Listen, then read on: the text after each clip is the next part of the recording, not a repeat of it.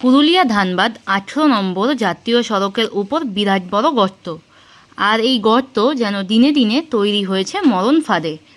গতকাল রাত্রে এই জাতীয় সড়কের মধ্যে থাকা গর্তে মধ্যে স্কুটি নিয়ে পড়ে যান 36 বছর বয়সী এক প্রাইমারি স্কুল শিক্ষক, নাম সুরজিৎ বন্দ্যোপাধ্যায়। তারপর স্থানীয় এলাকার লোকজন ও কর্মরত পুলিশরা তাকে উদ্ধার করে পুরুলিয়া দেবেন মাহাতো মেডিকেল কলেজ হাসপাতালে নিয়ে গেলে চিকিৎসকরা তাকে মৃত বলে ঘোষণা করেন। এরপর সোমবার সকাল থেকে এলাকার লোকজন সেই 18 নম্বর জাতীয় সড়ক অবরোধ করেন। ঘটনাস্থলে পুরুলিয়া সদর থানার পুলিশ এসে পরিস্থিতি সামাল দেন।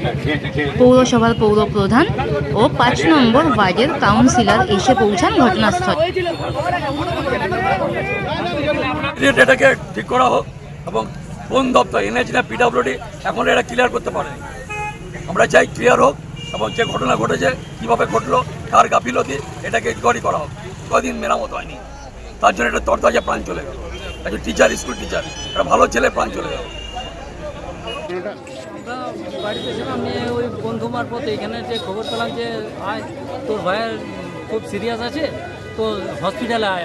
আমরা বাড়ি আইলাম এবং আমার বন্ধু বান্ধব সবাই মিলে আইলো, ঘরের লোক, যে দেখছি যে ভাই একদম আর কোনো কথাই বলার নেই। তারপরে যেটা হয় এখন হসপিটালে আছে, আমরা সবাই এসেছি। বর্তমানে রাস্তা মেরামতের কাজ শুরু হলে অবরোধ তুলে নেওয়া হয়।